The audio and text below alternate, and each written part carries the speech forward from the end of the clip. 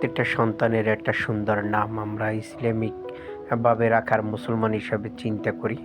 এ বিষয়ে আমরা আলেম ওলামার কাছে পরামর্শ করি। এ বিষয়ে আমি পরামর্শ করলাম বাংলাদেশ খতমে নবুওয়াত আন্দোলনের আমির আল্লামা মুফতি নূর হোসেন নুরানী পীর সাহেব মুন্সিগঞ্জ। ওনার সাথে আমি যখন হুজুরকে ফোন দিই তখন উনি কোরআনের আয়াত দেখে বলল যে তোমার নাম তো মামুন, তোমার নাম এর সাথে আমি একদেশ করে হাদিস থেকে কোরআন এবং হাদিস থেকে আমি রিসার্চ করে তোমার ছেলের নাম হচ্ছে মাহফুজ বিন মামুন।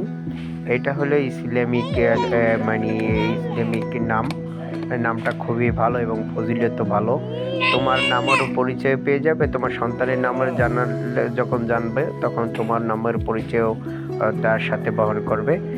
এই বিষয়টা আমরা আসলে যারা নামগুলো বাচ্চাদের জন্য মুসলমান হিসেবে রাখি, আমার সন্তানের দিয়ে হোক বা আরেকজনের হোক, তা আমরা আলেম ওলামাদের কাছে পরামর্শ করে যদি নামগুলো রাখি তাহলে আমাদের যে সন্তানের নামগুলো ইসলামিক দৃষ্টিকোণ থেকে এবং দেখা যাবে নামের অনেক সময় নামের অর্থ না জেনে আমরা নাম রাখি, আসলে এগুলো আমাদের জন্য ভালো না। আমরা চেষ্টা করব আসলে ইসলামিক নামগুলোর সাথে মিলিয়ে রাখার জন্য।